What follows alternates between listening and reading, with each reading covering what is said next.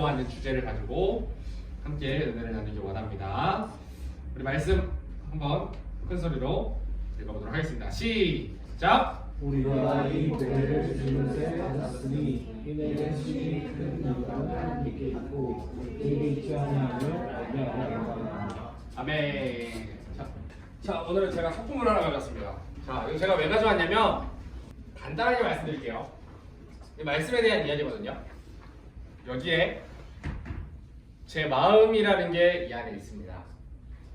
양민영이라고 하는 존재가 바로 이 상자라고 이렇게 해봅시다. 우리 양민영이 인생을 살다가 여러분 저와 뭐 함께 산 인생이 그렇게 길지는 않지만 그래도 제 인생이 그렇게 막 순탄하지만 했을까요?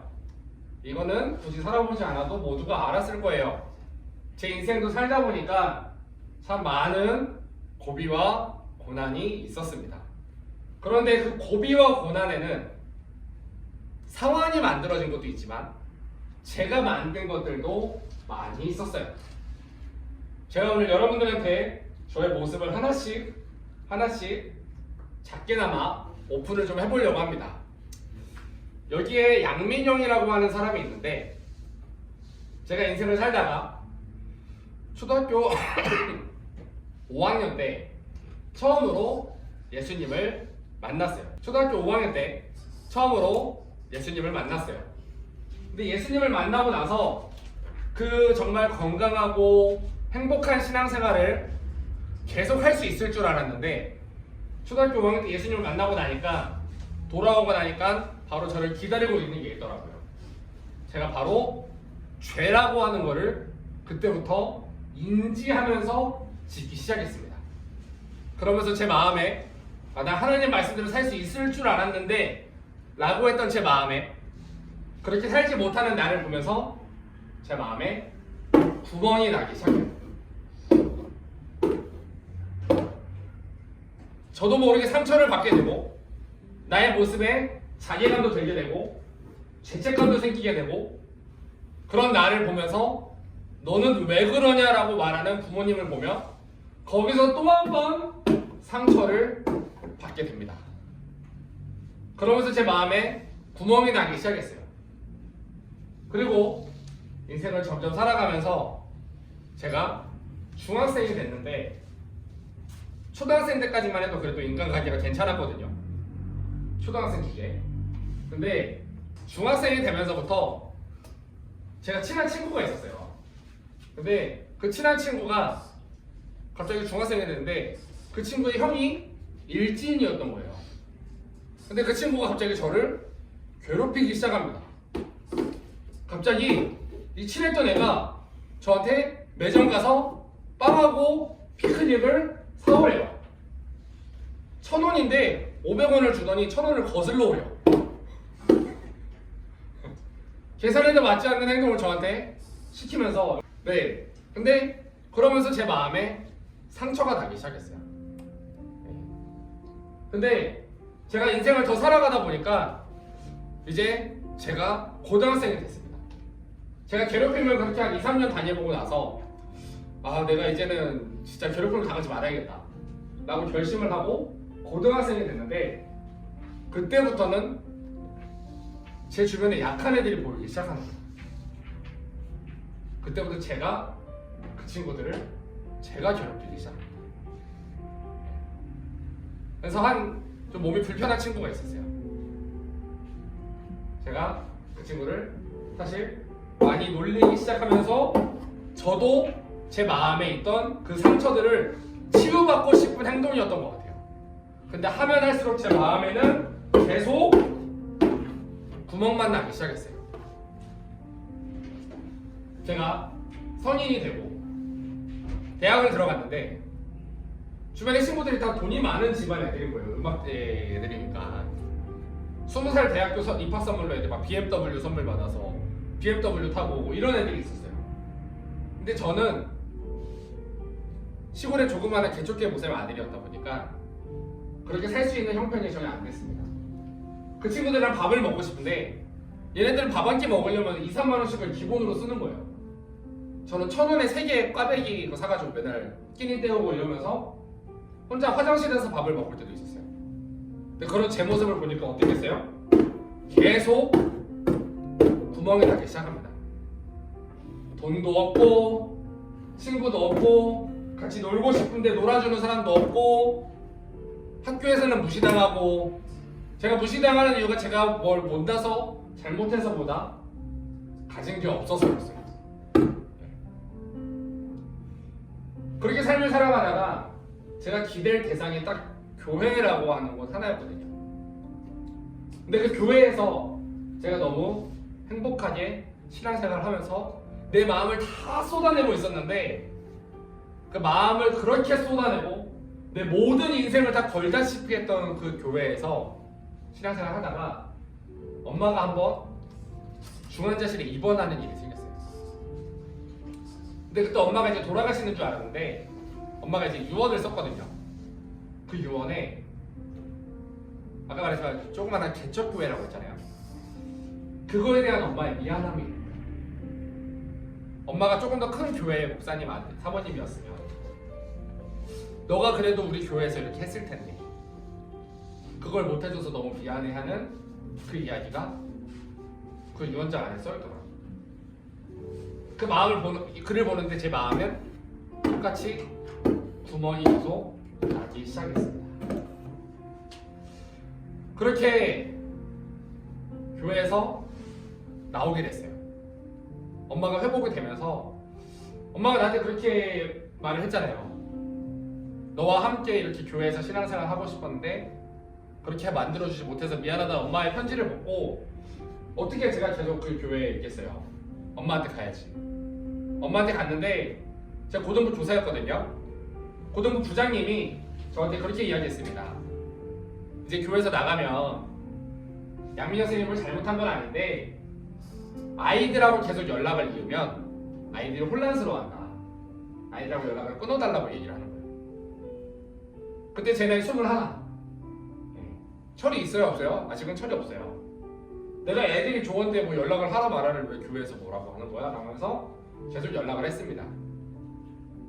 그런데 그 교회에서 몇 달이 지나고 나서 제가 계속 연락을 하고 아이들과 만난다는 이야기를 듣고 제가 신천지도 아니고 이단도 아닌데 저를 교회에서 매도하기 시작해요.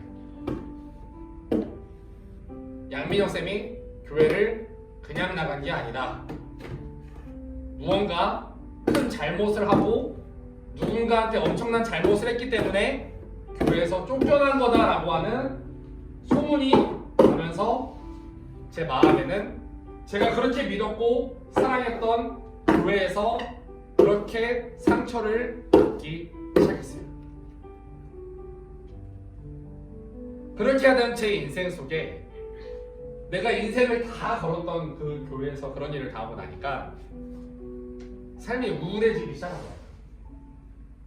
내가 그렇게 예수님을 사랑했는데 내가 그렇게 교회를 사랑했는데 내 인생에 남은 게 이것뿐이라는 사실에 더 많은 상처와 고통과 아픔이 제 마음속에 계속 자리 잡혀갔어요. 그리고 나서 제 인생 속에는 피해의식이 가득한 사람이 되어버립니다. 그렇게 피해의식을 가지고 인생을 살아가다 보니까 주변에 있는 어른들이 다 너무 미운 거예요. 제가 나중에 밝혀지기 전에 여러분들한테 오픈을 하면 제가 그래서 지나가는 어른들이 저한테 옳은 말을 하는 거를 제가 못 들었어요. 그거를 들으면 막 이 화가 막 치밀어 올라가지고 감당을 못 하겠는 거예요. 그래서 제가 범죄에 연루가 됩니다. 그래서 지나가는 아저씨나 할아버지를 때리고 제가 벌금을 선고를 받은 적이 있었어요. 제가 생각해도 전과자입니다 지금. 그러면서 제 인생 속에는 회복할 수 없는 상처들이 계속 구멍이 송송송 나기 시작했어요. 근데 이 모든 게 내가 잘못해서 그런 게 아닌 것 같은 거예요. 내가 뭘 잘못했다고 이런 어려움이 내 인생에 찾아오나라고 하는 원망과 아픔도 계속되었습니다.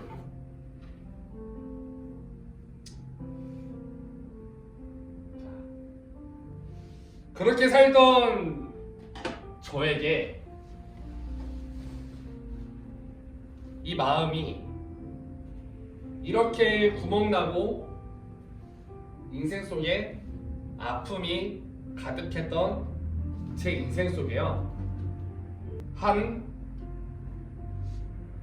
보배가, 이 보배가 내가 알지 못했고 내가 그동안 보지 못했던 이 보물이 상처나고 아파하고 고통스러워하던 제 인생 속으로 찾아오기 시작했어요.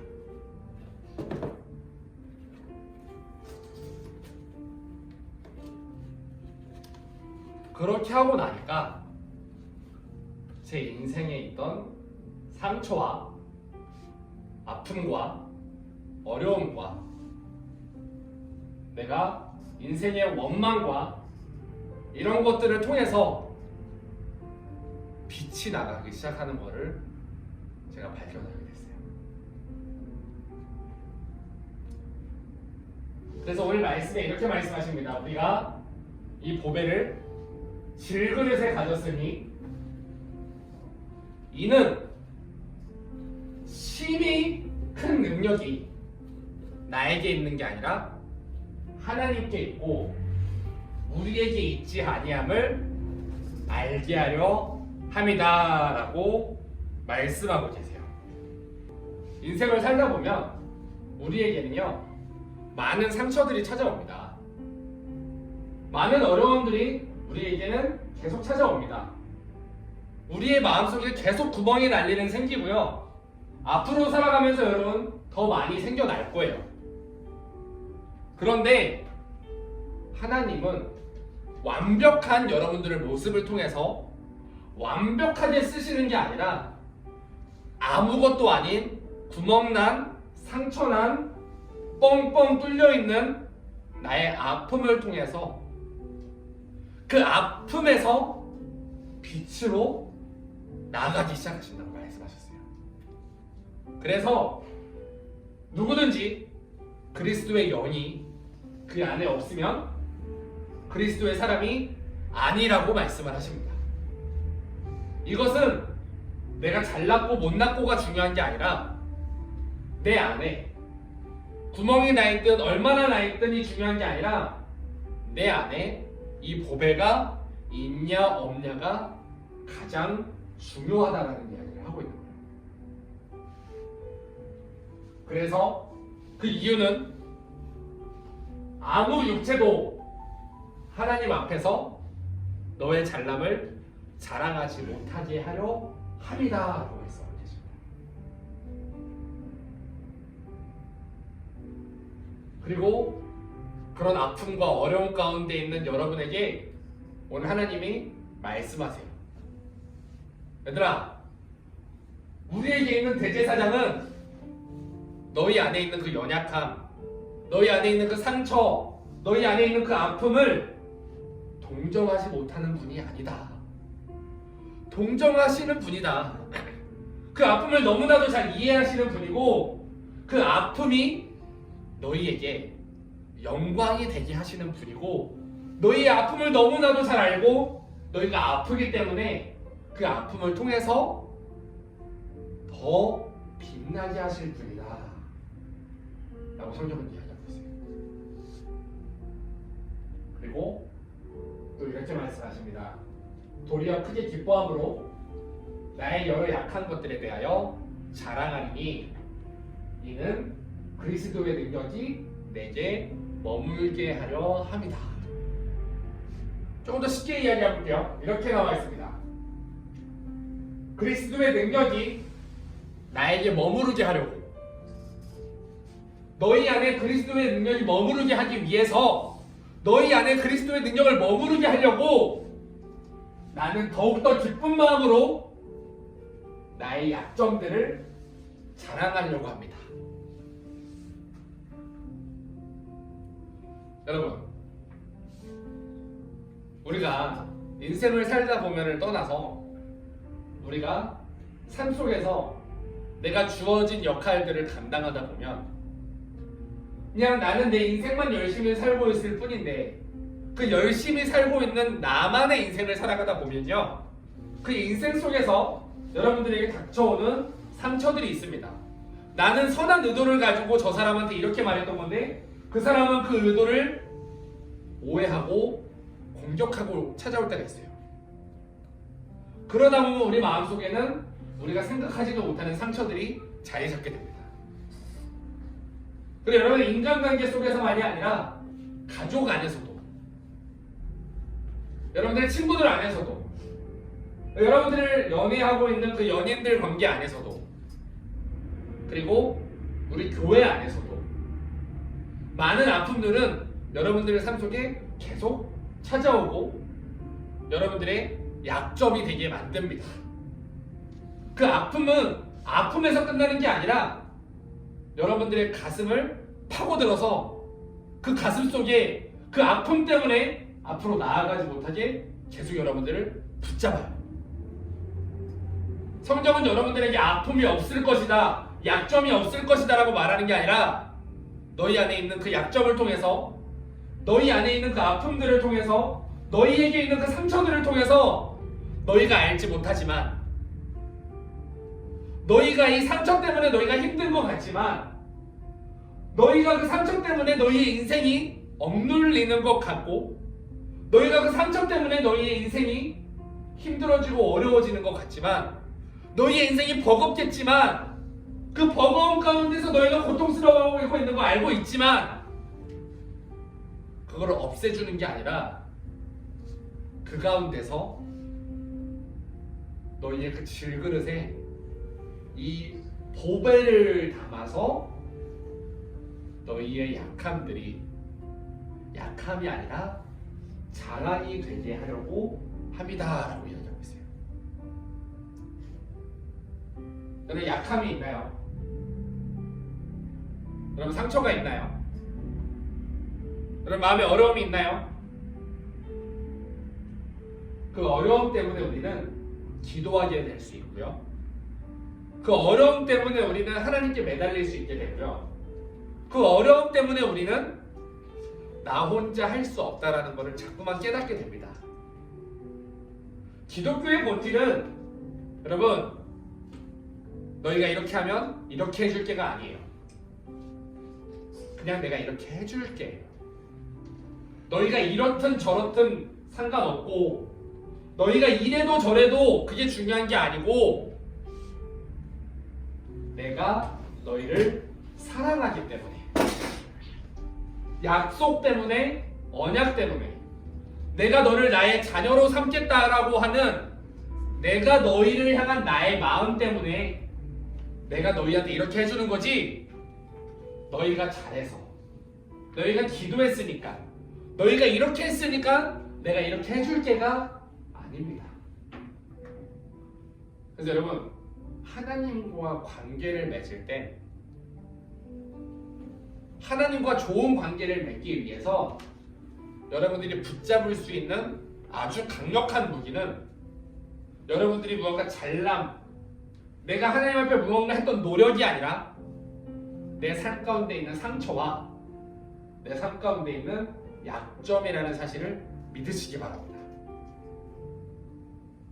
그리고 그 상처는 상처에서 끝나지 않고, 그 상처가 있었기 때문에 내가 이렇게 될 수 있었습니다 라고 하는 그 상처가, 내가 그 상처 때문에 억눌리지 않고 상처로 인해서 이렇게 될 수 있었던 것은 하나님이 나의 상처를 동정해 주셨고 공감해 주셨고 이해해 주셨기 때문에 내가 잘나서가 아니라 하나님 때문입니다 라고 우리에게서 고백하게 될 날이 반드시 찾아올 거예요.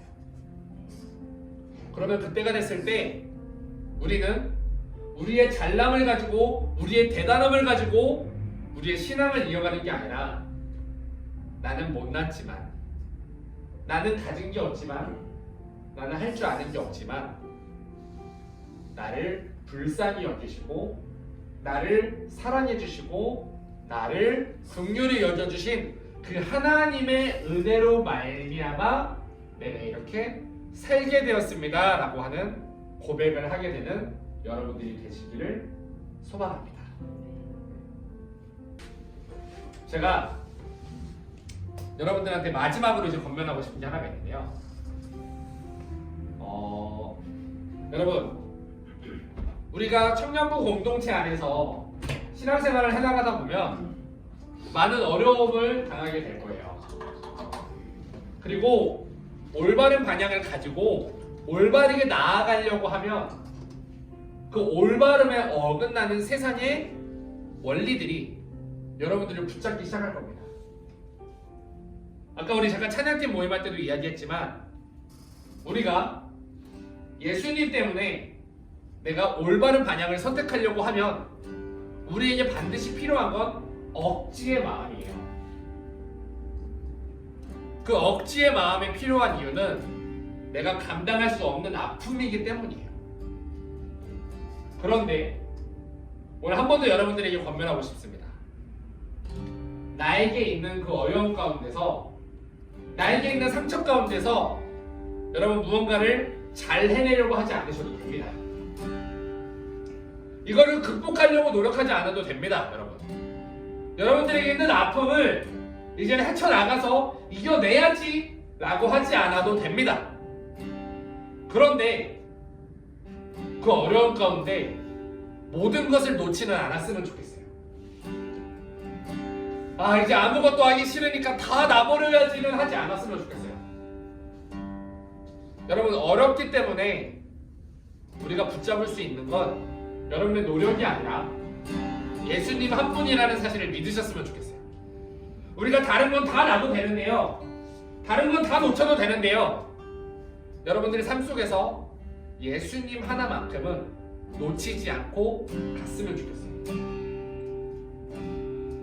그 가장 강한 힘은 나의 노력과 잘남이 아닌 나의 약점이고 나의 실수고 나의 상처, 그리고 그것을 통해 예수님이 빛나 주신다고 하셨던 그 약속이라는 사실을 여러분 믿고 우리는 내가 생각했을 때 이렇게 했을 때 예수님이 하시겠지라고 하는 게 아니라 약속을 근거로 신앙생활을 하는 사람입니다.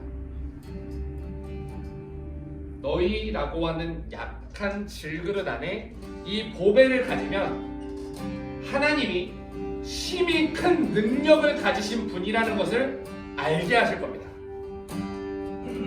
여러분들 약점을 잘 붙잡으세요. 여러분들 상처를 잘 기억하세요. 베드로가 예수님을 부인하고 버렸던 그 상처를 인생 속에서 지우지 못했습니다. 평생 닭소리를 들으며 살았거든요.